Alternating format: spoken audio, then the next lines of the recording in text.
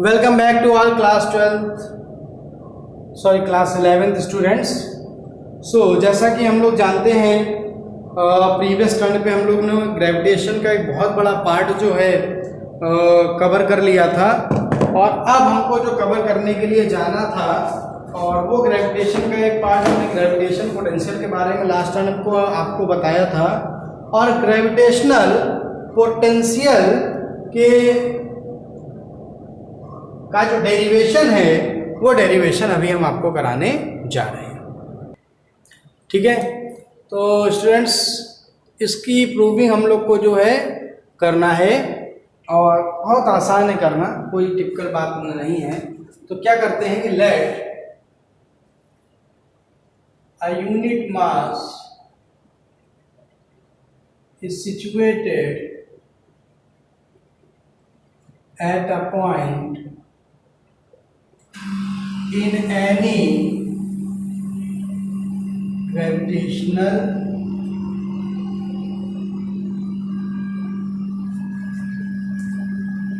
let a unit mass is situated at a point in any gravitational field, hence force acting on it F बराबर G M upon R square. इसका diagram बना देते हैं। मान लो कोई planet होगा, कुछ भी अभी रैंडम केस है, इसका मास कैपिटल एम है। यहाँ पर इससे आर डिस्टेंस पे कोई पॉइंट ए है जहाँ पर ये दूसरा ऑब्जेक्ट जिसका यूनिट मास हमने माना है वो सिचुएटेड है। ठीक है, अब ए से बी को हम लोग जो है मूव करा रहे हैं, ए से बी की ओर मूव करा रहे हैं, यानी कि डी आर डिस्टेंस मूव कराएंगे। तो अब ए पॉइंट पे यहाँ पर स्मॉल एम अगर मास होता तो F G M M upon small G capital M into small M upon R square हो जाता, बट मास यूनिट है तो एम की जगह 1 हो गया, तो equal to G M upon R square आ गया। ठीक है, ये फोर्स हो गया। This is the equation number 1। Now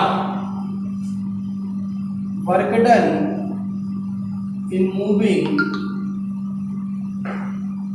charge from A to B. अगर ए से बी मूव कराना हो तो वर्क डन कितना हो जाएगा? अगर कम डिस्टेंस है तो कम वर्क डन करना पड़ेगा, वो हो जाएगा एफ डी आर। तो एफ की जगह G M upon R square upon into कितना हो गया? डी आर हो गया। This is the equation number 2। ठीक, total work done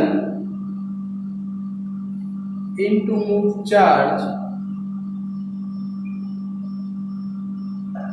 from A to infinity. अगर मान लो ए से इन्फिनिटी ले जाना हो तो कितना हमें वर्क डन करना पड़ेगा टोटल?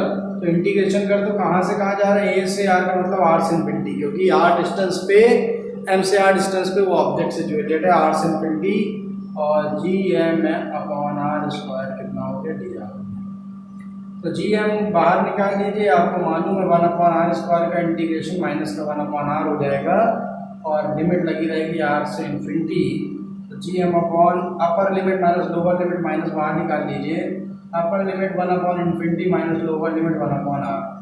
तो 1 अपॉन इन्फिनिटी की वैल्यू 0 होती है, तो 0 माइनस 1 बाई आर और माइनस माइनस कितना हो जाएगा? प्लस। तो डब्ल्यू कितना आ गया? G M upon R. ये कितना आ गया? डब्ल्यू आ गया। ठीक, तो अभी डेफिनेशन में हमने क्या बताया है कि इनफाइनाइट से ग्रेविटेशनल फील्ड के अंदर किसी पॉइंट तक आने में जो वर्क डन किया जाता है, यूनिट मास को लाने में जो वर्क डन किया जाता है, वही कराता है इलेक्ट्रिक पोटेंशियल। तो अभी हम कहाँ जा रहे हैं? ए से इनफाइनाइट जा रहे हैं, तो वर्क डन वहाँ W equal to G M by R आया। लेकिन हम इनफाइनाइट से ए आएंगे तो उसका जस्ट अपोजिट कितना होगा? माइनस का G M by R work done होगा। So that work done in bringing unit mass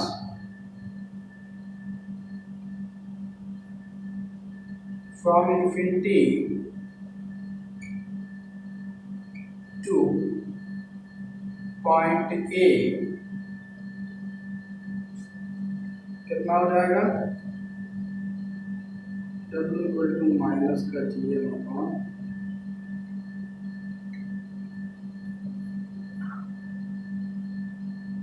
ठीक। देयरफॉर यही पोटेंशियल होता है। यूनिट मास में कहा था ना, यूनिट मास को लाने में देयरफॉर डब्ल्यू इक्वल टू कितना आ जाएगा? माइनस का G M by R. This is the gravitational potential, the formula of gravitational potential. जरा इसको आप नोट कर लीजिए।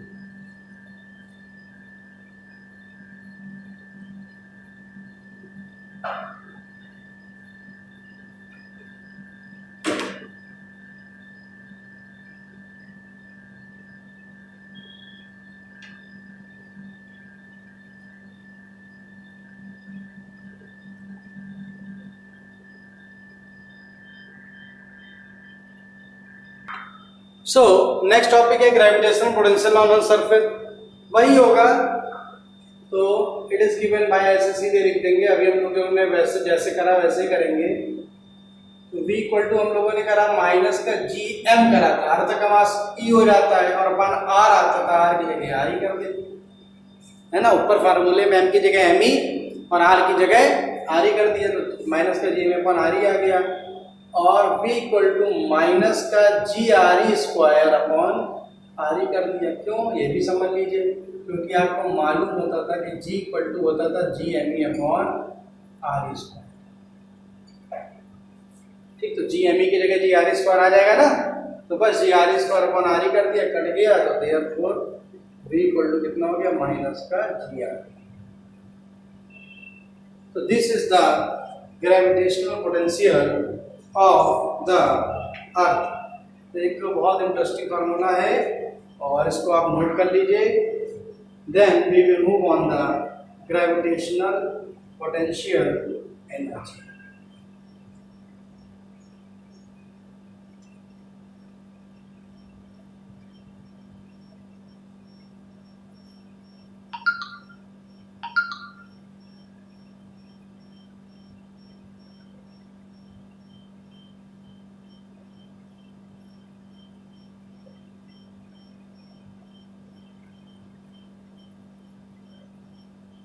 ठीक, चलिए तो आगे देखिए।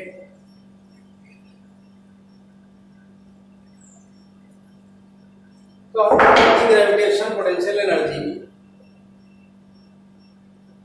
तो ग्रेविटेशन पोटेंशियल क्या हो जाती है, work done obtained in bringing a body from infinity to a point situated in the gravitational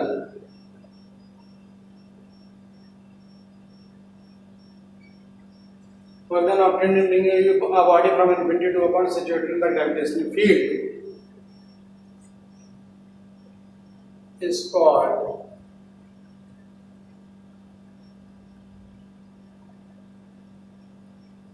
ठीक है, इतना लिख लो, situated in the gravitational field, then the ratio of work done and mass of body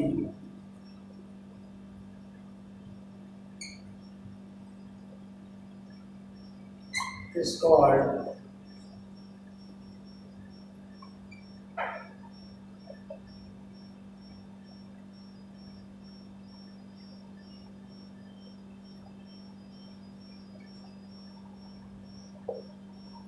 ठीक, that is u infinite से r है ना, infinite से r डिस्टेंस पे लाने पे जो करते हैं, तो G M small M upon R, तो जी एम एम अपॉन कितना आ जाता है, आर। ये फार्मूला आपका यहाँ पर आ जाता है। इनफाइनाइट से आर डिस्टेंस में लाने में जो वर्क डन करना है, तो वो भी अब इसको जो है, दरअसल इसको जो जनरली हम लोग लिखते हैं वो माइनस का G M M upon R लिख सकते हैं, है ना। ठीक, तो डब्ल्यू बाई यहाँ पर ये जो ग्रेविटेशनल पोटेंशियल एनर्जी हो गई, तो ये मान के चलिए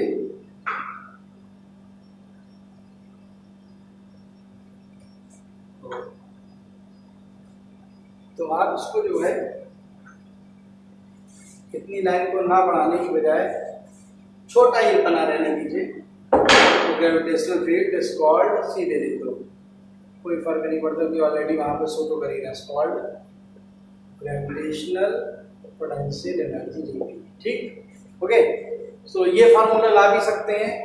तो अगर हमें क्या करना होगा, W कहाँ से कहाँ ऑब्जेक्ट आना है, इनफाइनाइट से R तक आना है, और F इंटू कितना हो जाएगा, dr हो जाएगा ना, F इंटू dr हो जाएगा। ठीक, कहाँ से कहाँ जा रहे हैं, इनफाइनाइट से R। तो अगर हम इसकी बात करें तो इनफाइनाइट से R के कर दिया G m कितना हो गया R और dr कर दिया, तो यहाँ पर सब कुछ तो बाहर आ जाएगा, 1/r dr ये में अपॉन, यहाँ पे 1/r का अगर हम लोग क्या कर दें, आप जानते हैं, सॉरी r स्क्वायर होगा, फोर्स का r स्क्वायर होता है। ठीक, 1/r स्क्वायर का इंटीग्रेशन कर दें तो आपको मालूम है माइनस का 1/r आ जाएगा, और इनफाइनाइट से r चलता है, माइनस बाहर ले लीजिए, Gm अपॉन कितना आ जाएगा r। तो और यही जो वर्कडन हमने क्या कहा, यही जो वर्कडन है वही U ग्रेविटेशनल पोटेंशियल एनर्जी में कन्वर्ट करता है। This is the gravitation potential energy. ठीक, अब इसमें आगे एक लाइन जोड़ लीजिए, और earth surface U equal to infinity से RE की अगर हम बात करें तो माइनस का Gm अपॉन कितना आ जाएगा,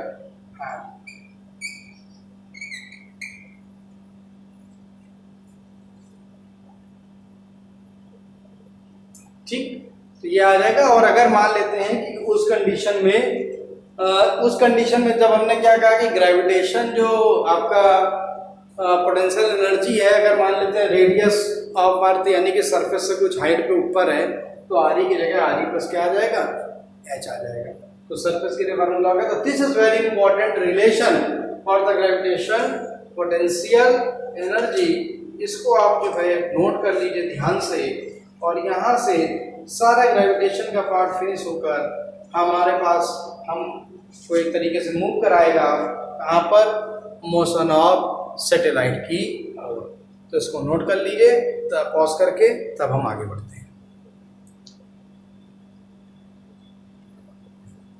So, dear students, the next topic is the satellite.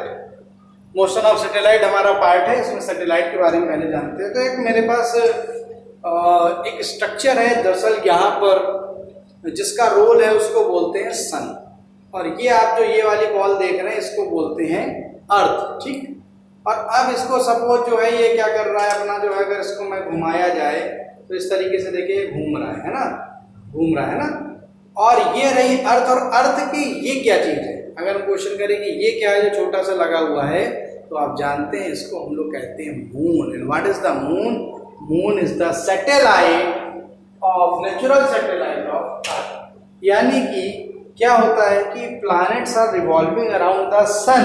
Okay, planets are revolving around the sun, and some celestial bodies which are moving around or revolving around the planets which is called the satellite। यानी कि ऐसे हैं use celestial bodies जो कि क्या करती हैं, planet के अराउंड घूमती रहती हैं, उनको नेचुरल सैटेलाइट कहते हैं। और जनरली नेचुरल सैटेलाइट तो हमारा मून हो गया, लेकिन हमारा साइंस बहुत डेवलप हुआ है और हमने बहुत कॉन्सेप्ट को समझते हुए, साइंस से इसका पूरा समझते हुए, सैटेलाइट का विज्ञान समझते हुए, हमने बहुत सारे सैटेलाइट सभी देशों ने अपने, आप जानते हैं, सुनते हैं सैटेलाइट, सुनते हैं इनसेट वगैरह, बहुत सारे नाम है, अलग अलग नाम के सैटेलाइट है। आर्यभट्ट सैटेलाइट है, अपने देश से रोहिणी है, बहुत सारे सैटेलाइट है। ये सैटेलाइट अर्थ की ऑर्बिट में लगातार क्या करते रहते हैं, प्लैनेट के अराउंड रिवॉल्व करते रहते हैं, जस्ट लाइक अ मून। तो इनको बोलते हैं, जो मैन मेड सैटेलाइट्स हैं उनको हम लोग बोलते हैं आर्टिफिशियल सैटेलाइट्स। तो इसी की ऑर्बिटल स्पीड के बारे में जानना है। तो what is the orbital speed of satellites? The speed by which satellites move around the planet or revolve around the planet is called the satellite. So very important topic है, what is the orbital speed of satellites? Orbital speed का मतलब क्या होता है कि the speed by which satellites are revolving around the planet is called the orbital speed. तो clear हो गई बात? हमको वही निकालना है। डायग्राम मैंने टाइम बचाने के लिए बनाया है। ये अर्थ है सपोज, इसका मास है m, सेंटर पे होगा, इसकी रेडियस है r, और इसके सेंटर से स्मॉल r डिस्टेंस पे कोई सैटेलाइट है जो v वेलोसिटी से क्या कर रहा है, मूव कर रहा है, ऑर्बिटल वेलोसिटी से मूव कर रहा है, और इसका मास है m। तो आपको मालूम है कि जो सर्कुलर मोशन के लिए हमेशा एक सेंट्रीपिटल फोर्स की रिक्वायरमेंट होती है, और ये सेंट्रीपिटल फोर्स कहाँ मिलता है?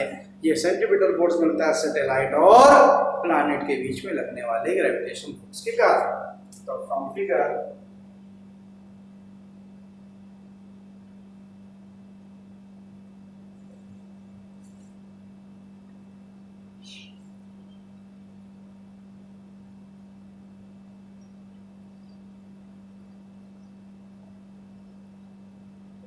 force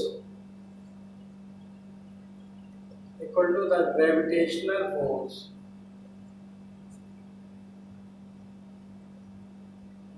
between planet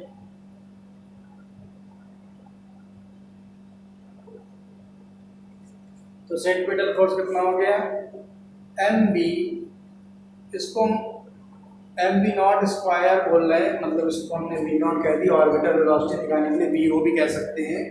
तो M V square upon R, ठीक, ग्रेविटेशनल फोर्स हो जाएगा G M E M upon कितना हो जाएगा? तो M V not square upon R, और ये हो जाएगा G M E M upon R square.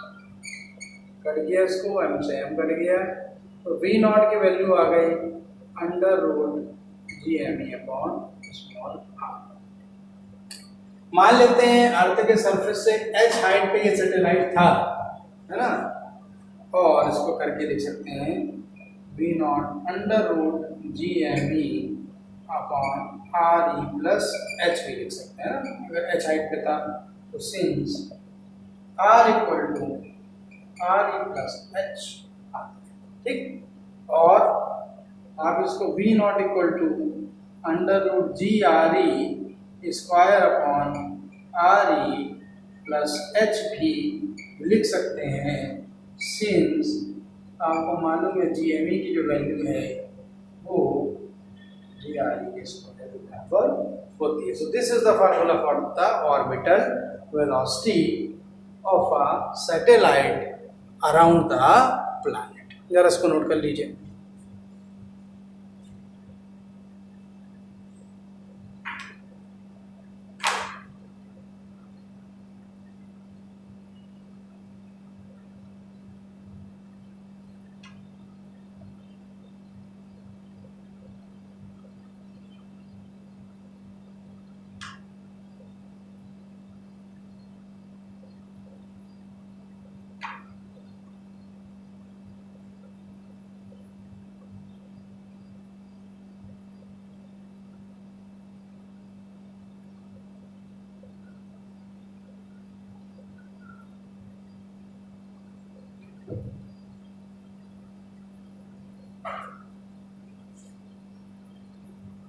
फिर इसके बाद इस इक्वेशन को चाहे जो लास्ट इक्वेशन आई थी ये वाली और करके आप लिख सकते हैं V not equal to R E को बाहर ले लीजिए root G upon R E plus H. This is also the formula for the orbital velocity. Now let's talk about the time period. आपको मालूम है अगर रिवॉल्यूशन हो रहा है तो उसका टाइम पीरियड भी होगा कुछ, तो टाइम पीरियड निकालना हो तो आप जानते हैं time period T equal to 2 pi R, यानी कि इसकी डिस्टेंस कितना डिस्टेंस कवर कर रहा है अपॉन इसकी ऑर्बिटल वेलोसिटी। तो 2 पाई आर अपॉन कितना हो गया, वी नॉट आपके पास आ गया। ठीक, तो ये एक बड़ा इंटरेस्टिंग आपको हमने सामने लिख दिया। आप इसको लिखना चाहें तो 2 पाई और R E plus H upon V naught भी लिख सकते हैं। तो 2 pi R E plus H upon V naught लिख सकते हैं हम लोग। ठीक, अब और t equal to 2 pi R E plus H upon V not की जगह पे हमने जो पढ़ा था under root G M E upon R E plus H, ये फार्मूला आप लोगों ने पढ़ा था। हम लोग उसको दरअसल इस रूप में भी यहाँ पर लिख सकते हैं। ठीक, तो अगर हमको इसको करना हो तो हम क्या लिख सकते हैं, और करके t equal to 2 pi under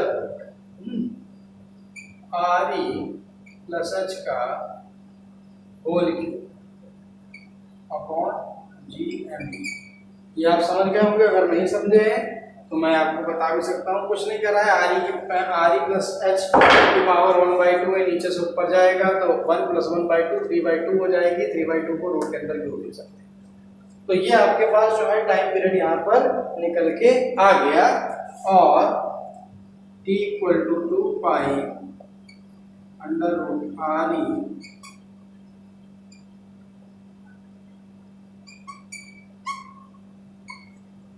ji R square भी। This is the formula for the time period of. तो ये एक बहुत इंटरेस्टिंग सी आपको सारी बातचीत हमने बताई।